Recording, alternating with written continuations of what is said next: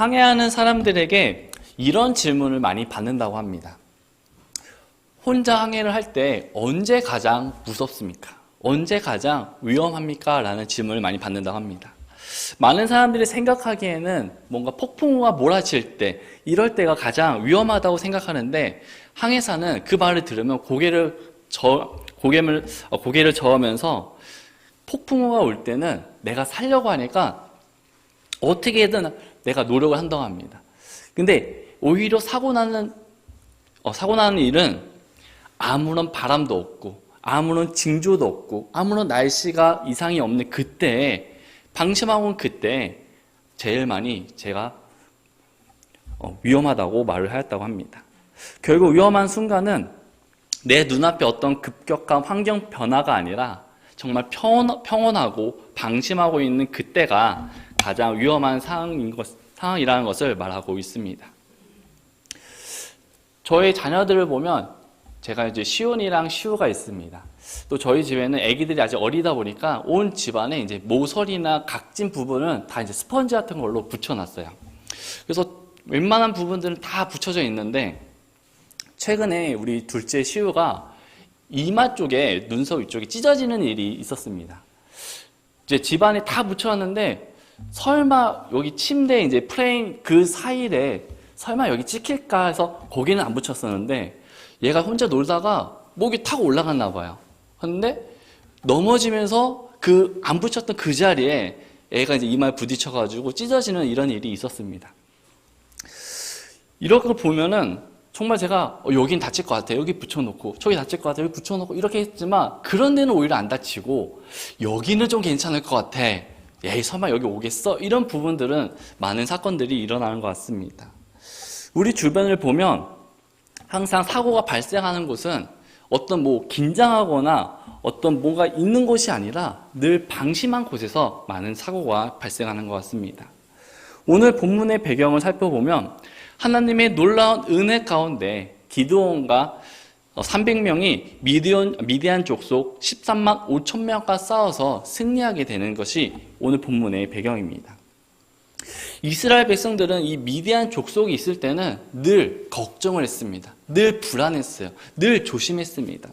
근데 하나님의 은혜 가운데 이들을 싹 물리쳐 버렸어요. 내 앞에서 위험이 사라진 것입니다. 그럴 때 이스라엘 백성들은 너무 나태해졌습니다. 그동안 보지 못했던 모습들을 오늘 본문을 통해서 볼 수가 있는데 오늘 함께 말씀을 나눠보도록 하겠습니다. 오늘 말씀의 제목은 가장 위험한 순간이라는 제목으로 함께 말씀을 나누겠습니다. 가장 위험한 순간. 첫 번째로 가장 위험한 순간은 평온할 때입니다. 평온할 때. 22절과 28절입니다. 22절 앞부분을 보면 그때라고 말을 하면서 오늘 본문이 시작하고 있습니다. 네, PPT 넘겨주시면 네, 감사하겠습니다. 이때는 기드온과 300명이 미디안 군사 13만 5천 명과 싸워서 이겼을 그때를 오늘 본문은 말하고 있습니다. 또 28절 말씀에 보면 이와 같이 미디안이 이스라엘 자손 앞에 굴복하여 그들이 다시는 자기들의 머리를 들지 못하였으므로 기드온 시대에 40년 동안 그 지역이 평온하였더라라고 말씀합니다. 바로 승리했을 그 당시를 말하고 있는 것입니다. 이 미디안 족속은 70년 동안 이스라엘 백성들을 늘 괴롭혔습니다. 그런데 그 싸움의 끝이 이때 다 끝났던 거예요. 그래서 40년 동안 평온하였다라고 말씀하고 있습니다. 평온하였다는 것은 순종하는 이스라엘 백성들에 대한 하나님의 축복이었습니다. 하나님의 축복으로 더 이상 이제 전쟁도 없고 기근도 없고 고난도 없고 정말 안전한 때, 정말 평온한 때가 이 때였습니다. 그렇지만 항상 위험은 이렇게 평온할 때 찾아오는 것 같습니다. 이스라엘 백성들은 이 미디안이 있을 때는 언제 저들이 쳐들어올 줄 몰라서 날마다 긴장하며 살아갔지만 미디안이 없어졌을 때, 내 눈앞에 그들이 없어졌을 때 이스라엘 백성들은 점점 긴장이 풀리게 되었습니다. 그동안은 하나님을 의지하면서 하나님을 바라보며 살았던 이스라엘 백성들의 모습에서 이제는 점점 하나님을 찾지 않고 나 자신을 위한 삶을 살아가기 시작하였습니다. 미디안으로부터 300명 대 13만 5천 명이라는 싸움, 정말 이길 수 없는 그 불가능한 싸움 속에서도 이겼음에도 불구하고 그 후에 이스라엘 백성들은 하나님께 감사하며 하나님을 의지하기보다는 기드온에게 오히려 다른 나라들의 왕들처럼 우리들의 왕이 되어달라고 이야기하는 모습을 볼 수 있습니다. 이후 오늘 본문 뒷구절이나 뒷장을 살펴보면 이스라엘 백성들이 후에라도 감사하거나 어떤 의지하는 부분들이 나오면 그나마 다행인데 그 모습을 찾아볼 수가 없습니다.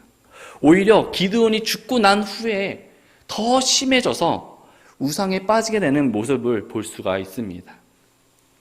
이스라엘 백성들에게 있어서 위험은 미디안 족속이 아니라 모든 위험으로부터 해방된 후에 나에게 평온했을 때 그때 찾아오게 되었습니다. 고린도전서 10장 12절 말씀에 그런즉 스스로 서 있는 줄로 생각하는 자는 넘어지지 않도록 주의할지니라 라고 말씀하셨습니다.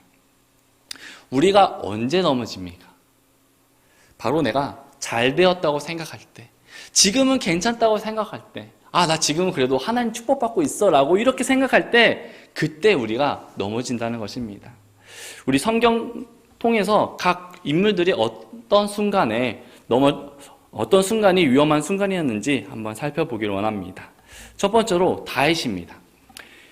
다윗에게 가장 위험한 때는 사울 왕으로부터 끊임없는 목숨을 위협받는 그런 때가 아니었습니다. 이때 당시에는 항상 하나님께 다윗은 기도를 구하고 하나님만 바라보았습니다. 다윗이 가장 위험하였을 때는 그때가 아니라 하나님의 은혜로 왕이 되고 나라가 번창하고 평온하여지고 모든 것이 부족함이 없어졌을 그때 위험한 순간이 찾아오게 되었습니다. 나라에 누군가 공격을 해온다면 평소 같았으면 다윗은 제일 앞장서서 나가서 싸우던가 아니면 하나님의 성전에 가서 기도해야 했을 겁니다. 그러나 이날따라 다윗은 늦지막히 일어나서 집 밖에 나갑니다. 근데 나갔더니 앞에 밧세바가 있는 것입니다. 딱 거기서 보고 말았다면 괜찮았지만 그 여인이 누구인지 알아오라 하고 그 여인을 내게로 데려오라고 하고 죄를 범하게 되는 모습을 볼 수 있습니다. 그 죄를 덮기 위해 우리아를 죽이게 되는 이런 살인까지 하게 됩니다. 이후에 다윗의 범죄로 얼마나 많은 백성들이 죽고 나라가 흔들리게 되었습니까? 다윗은 이제는 괜찮다고 생각한 그때 다윗은 넘어졌습니다. 두 번째는 노아입니다. 노아에게 가장 위험한 순간은 하나님의 심판으로 홍수를 경험했을 때가 아닙니다. 노아는 하나님께서 홍수로 이 세상을 심판하시겠다는 그 말씀을 들었을 때 수많은 사람들이 이렇게 평온한데 무슨 심판이야? 말도 안 되는 소리 하지 마라고 이 노아를 핍박하고 무시했지만 노아는 묵묵히 하나님을 바라보면서 방주를 만들었어요. 이랬던 노아가 심판이 지나가고 더 이상 이제 근심도 없고 이제는 새로운 출발만 하는 그때 노아가 술을 먹고 취하고 벌거벗게 되는 이런 죄를 짓게 됩니다. 세 번째로 여호수아입니다. 여호수아에게 위험한 순간은 여리고성을 정복할 때가 아니었습니다. 가나안 땅에 들어가기 전에 모세는 10명의 정탐꾼을 보냅니다. 8명의 정탐꾼들의 보고를 보면 저들의 무기가 너무 좋고 저들이 훈련도 잘 돼 있고 성벽도 완벽하고 병사들 수도 너무 좋습니다. 도저히 우리가 싸워서 이길 수 없습니다라는 이런 보고를 들었습니다. 그리고 여리고성 앞으로 갔을 때도요, 정말 그 보고처럼 너무 거대해 보였습니다. 그렇지만 그 불가능하였던 이 여리고성을 하나님의 말씀에 순종해서 그 말씀대로 했을 때 여리고성이 무너졌습니다. 그 후에 이제 아이성을 정복하러 가는데 이스라엘 백성들이 여리고성에 비하면 이 아이성은 애기지. 우리 이 정도만 갑시다. 충분히 이길 수 있어. 라는 이런 교만한 마음으로 아이성과 싸웠을 때 어떻게 되었습니까? 실패했습니다. 네 번째로 베드로입니다. 베드로에게 가장 위험한 순간은 고난과 핍박의 순간이 아니었습니다. 복음을 전하다가 수많은 고난과 핍박이 있었지만 잘 극복했어요. 그래도 잘 나갔습니다. 예수님께서 이제 십자가를 내가 지신다. 내가 십자가를 지고 죽어야 된다고 말씀하셨을 때 베드로가 이렇게 얘기합니다. 다른 사람은 몰라도 저는 절대로 예수님을 못 보냅니다. 제가 무조건 예수님을 지켜드리겠습니다. 이런 얘기를 하게 됩니다. 그렇게 말했을 때 베드로에게 어떤 일이 일어나죠? 예수님을 부인하고 저주하는 이런 일까지 일어나는 모습을 볼 수 있습니다. 우리들의 삶은 지금 어떠하십니까? 아직 나는 괜찮다고 여길 때, 정말 나는 지금 내 삶 그래도 평온해라고 여길 때 우리들의 마음은 혹시라도 방심하고 있지는 않습니까? 우리에게 있어서 위험한 순간은 어떤 건강의 이상으로 아플 때가 아니라 물질의 문제로 시련과 고난이 있을 때가 아니라 사업이 또 잘 안 될 때가 아니라 걱정이 없고 고난이 없고 핍박이 없고 모든 것이 만사 형통한 것처럼 보일 때 그때가 위험한 순간이라고 우리 하나님께서 말씀하고 있습니다. 오늘 본문의 이스라엘 백성들에게 있어서 위험한 순간은 전쟁에서 승리한 후 평온한 그때가 그들에게 있어서 위험한 순간이었습니다. 하나님은 우리에게 축복을 주시길 원합니다. 우리가 믿음 안에 있기를 하나님은 원하십니다. 때로는 삶 속에 우리에게 어려움을 주실 때가 있습니다. 때로는 힘듦을 주실 때가 있습니다. 그럴 때마다 하나님은 우리가 하나님께 도와달라고 그런 외침을 원하십니다. 우리가 하나님께 외치고 하나님께 기도하면 우리 하나님은 우리를 도와주십니다. 하나님의 은혜로 모든 것이 잘 되었을 때, 그럴 때 우리는 방심하지 않기를 원합니다.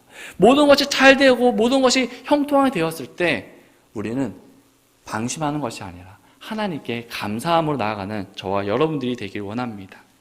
그렇기 때문에 우리들은 늘 날마다 깨어 있어야 합니다. 나의 일이 잘 풀린다 해서, 어떤 상황이 나아졌다고 해서, 기도 응답을 받았다고 해서 우리는 방심해서는 안 됩니다. 우리가 항상 깨어있기 위해서는 기도해야 됩니다.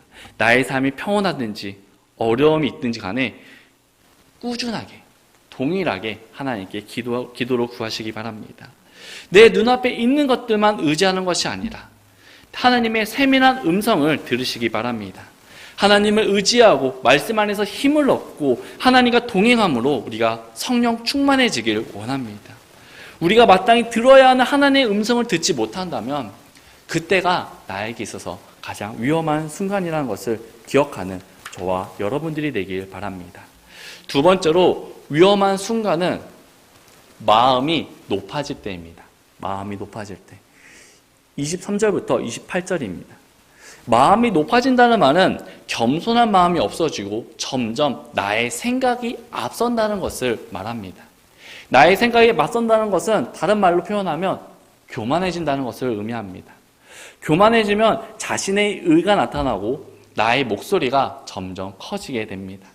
주장을 강하게 하고 어떻게 해서든 내 뜻대로 하려고 하고 내 뜻이 받아들여지지 않는다면 뒤에서 거봐, 내가 뭐라고 했어? 내 뜻대로 내 말대로 해야 된다 했잖아. 이렇게 불평을 할 수가 있습니다. 이런 것이 바로 교만한 마음이에요.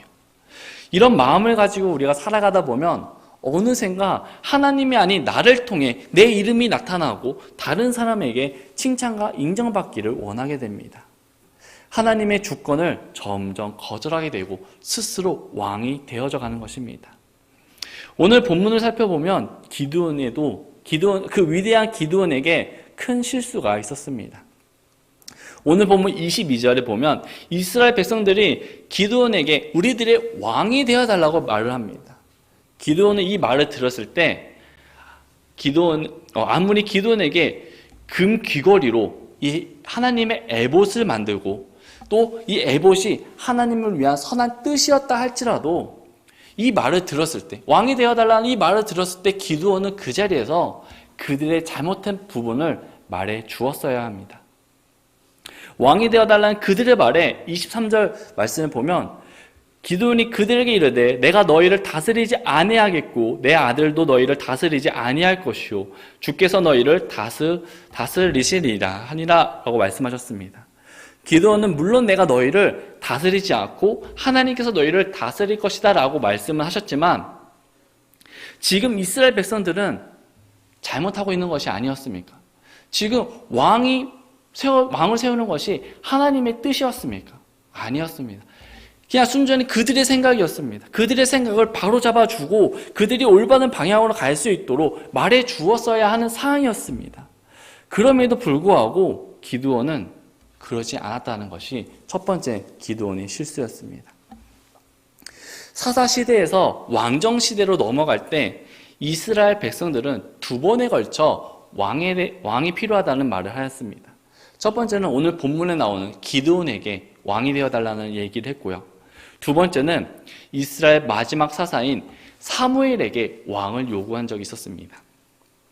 사무엘상 8장 5절 말씀에 보면 그에게 이르되 보소서 당신은 늙었고 당신의 아들들은 당신의 길대로 걷지 아니하니 모든 민족들과 같이 이제 우리에게 왕을 세워 우리를 재판하게 하소서 하니라 라고 말씀하셨습니다. 이스라엘 백성들은 사무엘 당신 이제 늙었고 당신을 대신할 사람도 이제 없으니 다른 나라들처럼 이제 왕을 세워달라고 얘기를 합니다. 이에 사무엘은 이스라엘 백성들에게 이렇게 답변을 합니다. 사무엘상 8장 11에서 18절 말씀에 보면 너희가 원하는 왕을 세우면 그 왕으로 인해 너희들의 자식들이 그들의 병사가 되게 될 것이고 전쟁이 발생하면 너희들의 자식이 맨 앞에서 나가서 싸우게 될 것이다. 또 너희들의 자식들이 가장 고생하고 힘들게 얻은 이 수확물도 제일 좋은 것은 그들에게 바쳐야 될 것이다. 너희들이 일하고 땀 흘린 모든 것들이 그들을 위해서 하게 될 것이다. 그리고 너의 자식들이 그들이 원한다면 언제든지 내줘야 할 것이다 라고 이런 경고의 얘기를 합니다. 그리고 하나님께서 너희들이 왕을 세우면 너희들의 말을 듣지 않을 것이다 라고 이런 얘기까지 합니다. 이렇게 이스라엘 백성들에게 말해 주었습니다. 그러나 사무엘상 8장 19절 말씀에 보면 그들이 이렇게 대답합니다. 그럼에도 불구하고 백성이 사무엘의 목소리에 순종하기를 거부하여 우리에게 우리를 다스릴 왕이 있어야 하리니 라고 대답을 합니다. 사무엘은 왕의 생각은 잘못된 것이라는 이런 말은 하였지만 모든 선택은 결국 이스라엘 백성들이 하게 되었습니다. 이처럼 선택은 이스라엘 백성들이 하였지만 그들이 잘못된 것이라고 기드온이 동일하게 그들에게 알려주어야 하지 않았겠습니까? 아무리 기드온에게 선한 뜻과 계획이 있었다 할지라도 잘못된 방향으로 가는 그 이스라엘 백성들을 향해서 알려주어야만 했습니다. 사랑의 반대는 미워하는 것이 아니라 무관심이라 하였습니다. 정말 내가 누군가를 사랑한다면 잘못된 길로 가는 모습을 볼 때 내가 관계가 틀어질 것이라는 것을 예상을 하더라도 말해 주어야 되는 것입니다. 그 길로 가지 마. 그 길로 가면 너 큰일 나. 제발 이 길로 와 라고 얘기를 해줘야 되는 것입니다. 그러나 내가 이 사람에게 무관심하다면 이 사람이 어느 길로 가든 이 사람이 저 길로 가도 죽든지 어떤지 상관없이 말하지 않습니다.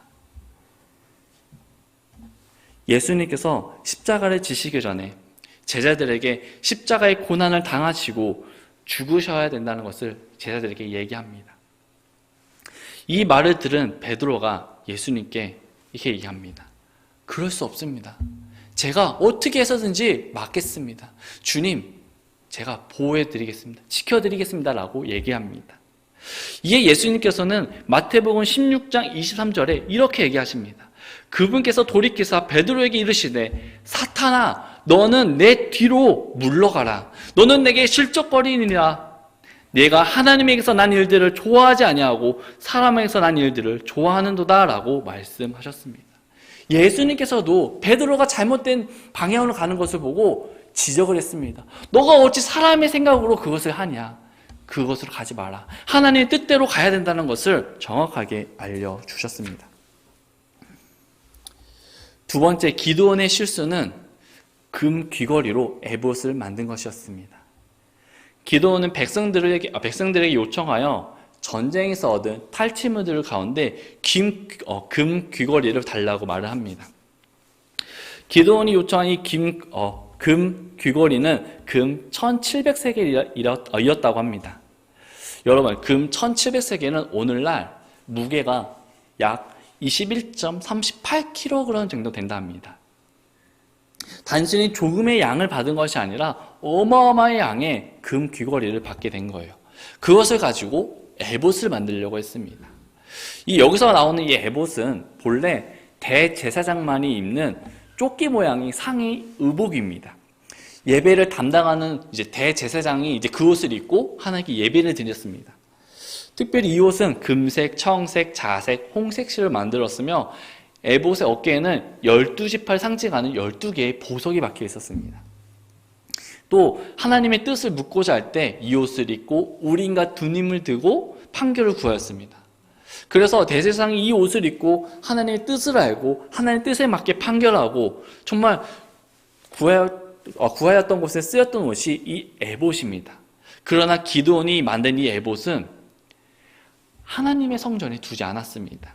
자기 도시 오브라에 그곳을 두었다고 얘기하고 있습니다. 거기에 둠으로써 이스라엘 백성들로 하여금 범죄를 일으키게 되는, 그러니까 죄를 짓게 되는 원인을 제공하게 됩니다. 기드온이 만든 이 에봇은 대제사장을 통하지 않았습니다. 통하지 않고 바로 하나님의 뜻을 알아보기 위해서입니다. 바로 하나님의 뜻을 알아보기 위해서 이 에봇을 만든 것이었습니다. 이로 인해서 대제사장의 권한을 침해하고 나아가 하나님께 정면으로 도전하는 행위였던 것입니다. 27절 말씀에 보면 기드온이 그것으로 에봇 하나를 만들어 자기의 도시 오브라에 두었더니 온 이스라엘이 거기로 가서 그것을 따라 음행의 길로 가므로 그 일이 기드온과 그의 집에 올무가 되니라 라고 말씀했습니다. 결국 원래 에봇은 하나님의 뜻을 알고 판결하고 이런 구하였던 기능을 가졌던 정말 거룩한 의복이었지만 전혀 다른 의미의 에봇이 되어버리고 말았습니다. 백성들은 하나님이 아닌 이 기드온이 만든 이 에봇을 향해 뜻을 구하였습니다. 기드온에게 하나님의 뜻을 물어보게 되는 이런 이상한 일들이 발생하게 되었습니다. 이것이 두 번째 기드온의 실수였습니다. 세 번째 기드온의 실수는 말씀에 순종하지 않았습니다. 기드온에게는 아들만 70명이 있었다고 이야기를 하고 있습니다. 아들만 70명입니다. 그러면 얼마나 많은 아내들이 있었겠습니까? 하지만 하나님께서는 신명기 17장 17절 말씀에 이렇게 얘기하십니다. 또 그는 자기를 위해 아내를 많이 두어 자기 마음을 돌아서지 않게 하며 자기를 위해 은금을 많이 늘리지 말지니라 라고 말씀하셨습니다. 하나님께서는 아내를 많이 두지 말라, 또 은금을 많이 가지지 말라고 말씀하셨습니다. 왜냐하면 당시에 아내를 많이 두면 안정적으로 나라를, 영토를 확장시킬 수는 있었지만 이것은 하나님의 방법이 아니었습니다. 하나님의 방법은 저들과 타협해서 너희가 오손도손 손잡고 잘 살아, 이것이 하나님의 방법이, 하나님의 뜻이 아니라 저들과 싸워서 저들을 무찌르고 저들을 쫓아내고 그 땅을 너희가 정복해서 그 땅을 너희가 온전히 가지라, 그것이 하나님의 뜻이었습니다. 그렇지만 기드온은 이런 하나님의 뜻과는 다르게 전혀 다른 방법으로 다른 길로 가게 되었습니다.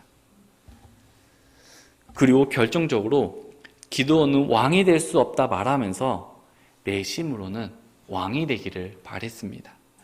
기드온의 아들 아비멜렉의 이름의 뜻을 보면 아비멜렉의 이 아비는 아버지를 의미합니다.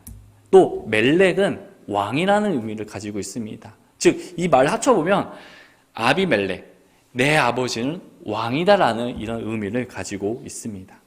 이 이름을 누가 지어줬습니까? 기드온이 아비멜렉을 향해서 지어준 것입니다.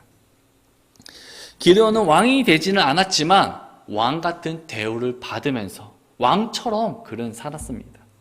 본문을 보면 그는 용사 중에 한 사람으로서 있었던 것이 아니라 왕처럼 있었던 것을 우리가 발견할 수 있었습니다. 처음에는 하나님을 높였지만 후에는 그러지 못했습니다. 처음에는 겸손한 마음으로 하나님을 향해서 나아갔지만 그런 마음이 후에는 조금씩 변하여 그의 자식들에게 온전히 전해지지 않게 되었습니다. 기드온은 늦게라도 내가 에봇을 만들고 내가 처음과 다르다는 것을 알았다면 회개하고 고치고 다시 돌이켜야 했었는데 그러지 않았습니다. 오히려 초심을 잃은 채 계속 그 길로 나아가는 모습을 볼 수 있습니다. 기드온은 원래 겸손한 사람이었습니다. 하나님께서 처음에 이 기드온을 불렀을 때 기드온이 어떻게 반응합니까? 하나님께서 기드온을 불렀을 때 저는 아무것도 아닙니다. 저는 므낫세 지파 중에서도 가장 가난한 집안에서 태어난 사람입니다.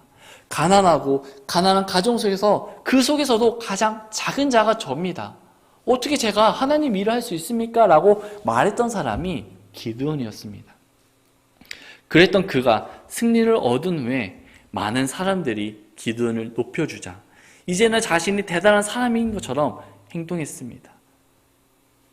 마음이 높아지자 하나님의 뜻이 아닌 자신의 생각과 방법대로 하나님을 예배하게 되었습니다.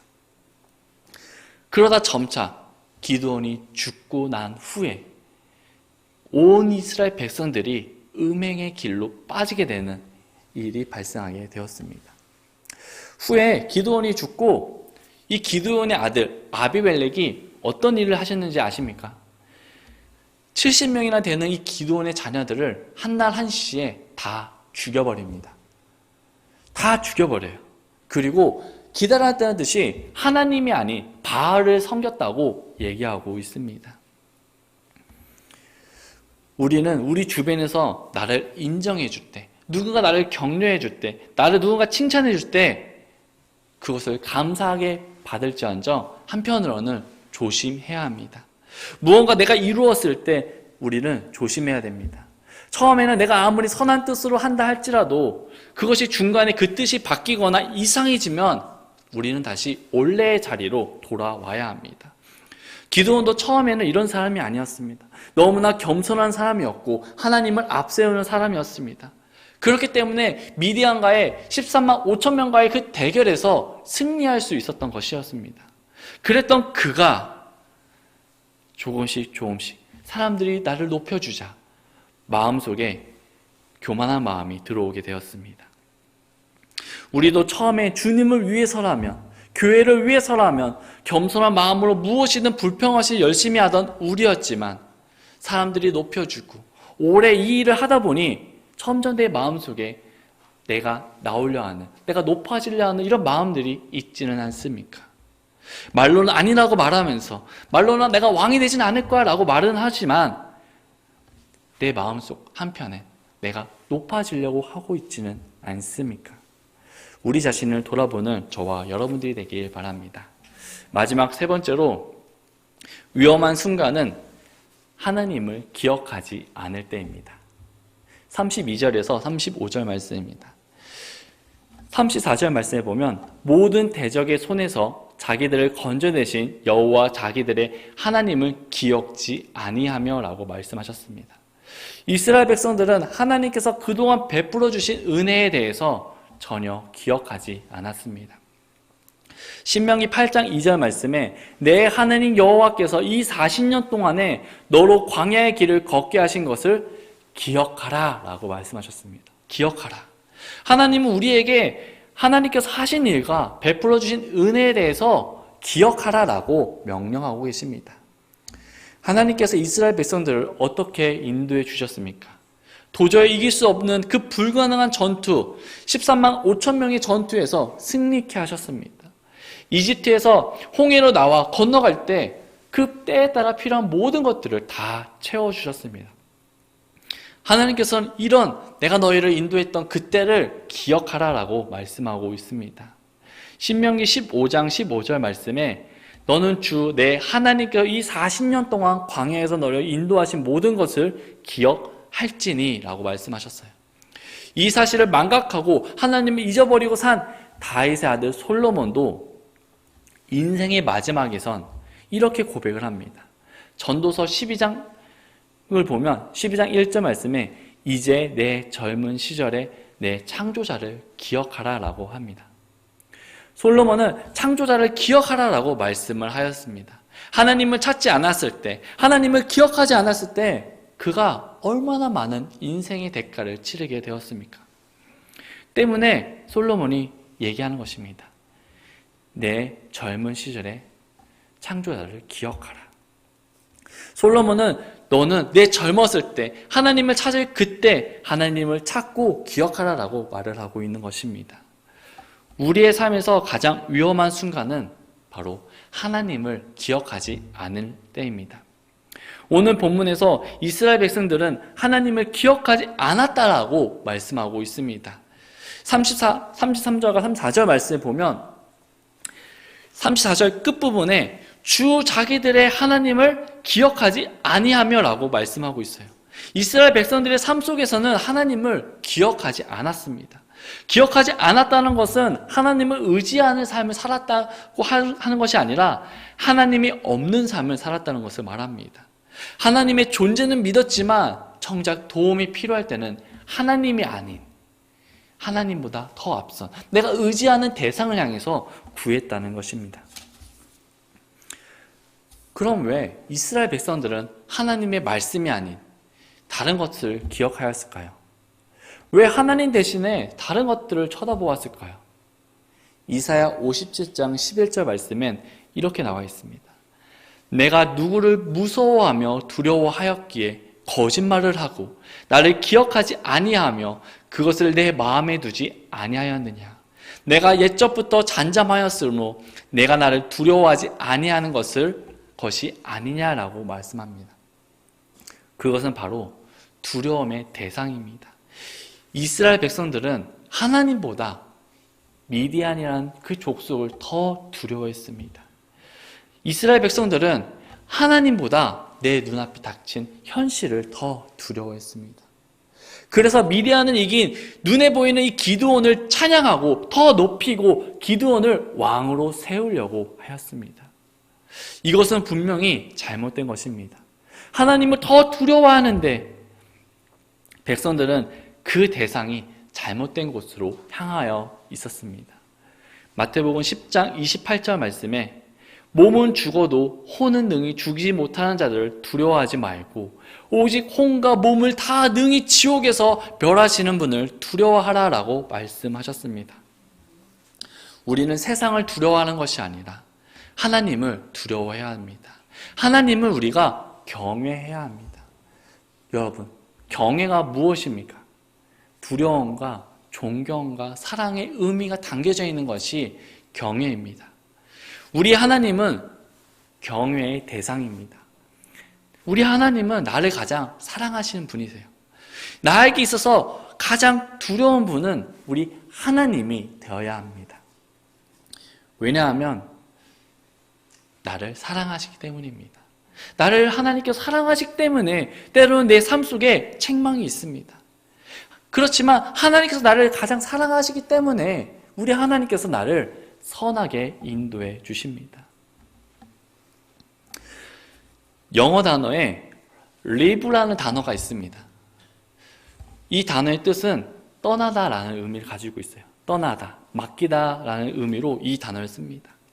그리고 영어 단어에 live라는 단어가 있습니다. 이 live는 살다. 또 love라는 단어가 있습니다. 이 love라는 단어의 뜻은 사랑입니다. 이 세 단어는 각기 다른 의미를 가지고 있습니다. 떠나다, 살다, 사랑. 그렇지만 이 세 단어의 어원을 살펴보면 한 단어에서 시작된 것을 알 수 있습니다. 바로 그 어원이 believe, 믿다입니다. 믿다. 우리가 하나님을 믿는다면 우리는 하나님을 사랑할 수밖에 없습니다. 우리가 하나님을 믿는다면 우리는 하나님을 위해 살아갈 수밖에 없습니다. 우리가 하나님을 믿는다면 우리는 하나님께 나의 모든 것들을 맡길 수밖에 없습니다. 사랑하는 성도 여러분, 여러분들은 하나님을 믿으십니까? 우리에게 있어서, 나에게 있어서 가장 위험한 순간이 언제입니까? 내 삶이 힘들 때입니까? 내 삶이 평온할 때입니까? 그 모든 것들보다 더 중요한 것은 바로 하나님을 향한 믿음입니다. 하나님의 은혜 가운데 내 삶이 평온해지고 하나님의 은혜 가운데 내 삶이 형통해질 때 그때 우리는 하나님을 끝까지 믿음으로 바라보며 나아가야 하는 것입니다. 오늘 본문에 나온 이 기드온과 이스라엘 백성들처럼 방심해서 내가 잘 됐다고 해서 죄를 짓고 하나님을 기억하지 않는 이런 죄를 우리가 짓지 않기를 원합니다. 지금까지 나를 인도해 주신 우리 아버지 하나님을 기억하시고 그 하나님을 믿고 사랑하며 두려워하며 날마다 하나님과 동행하는 삶을 살아가는 저와 여러분들이 되길 원합니다. 여러분, 태풍이 몰아칠 때 엄청난 파괴력과 돌풍을 가져옵니다. 그래서 그 주변은 송두리째 날아간다고 합니다. 그렇지만 태풍이 올 때 태풍이 눈 안에 들어가 있으면 그만큼 평온하다고 합니다. 아무 이상이 없대요. 비록 우리의 삶은 매일 태풍이 오는 것처럼 힘들고 어려움이 있다 할지라도 태풍이 눈 안에, 주님의 말씀 안에 우리가 들어가 산다고 한다면 우리는 평안함을 누리며 살아가게 될 것입니다. 우리 하나님은 여러분들에게 축복을 주시길 원합니다. 우리 하나님은 여러분들에게 선한 길로 여러분들을 인도하길 원하십니다. 이번 주에 우리가 시편 23편을 암송하고 있습니다. 23편 1절 말씀이 무엇입니까? 여호와는 나의 목자시니 내가 부족함이 없다는 것입니다. 여호와는 나의 목자라고 얘기해 주십니다. 우리는 다 양입니다. 양은 한 치 앞도 가지 못합니다. 한 치 방향도 모르고 넘어지면 혼자 일어설 수도 없답니다. 그럴 때 목자가 일으켜서 양을 인도해 준다고 합니다. 그 양이 바로 우리들이지 않습니까? 한 치 앞도 모르고 때로는 넘어지고 때로는 쓰러질 때 그 하나님께서 나를 붙잡아 세워주신다고 합니다. 그 하나님께서 나를 보호해 주시고 부족한 많은 우리가 하나님 말씀 안에 있으면 부족함이 없다라고 말씀해 주셨습니다. 그 예수님을, 그 하나님의 우리가 찬양하며 끝까지 함께 나아가는 저와 여러분들이 되길 바랍니다. 기도하고 마치겠습니다.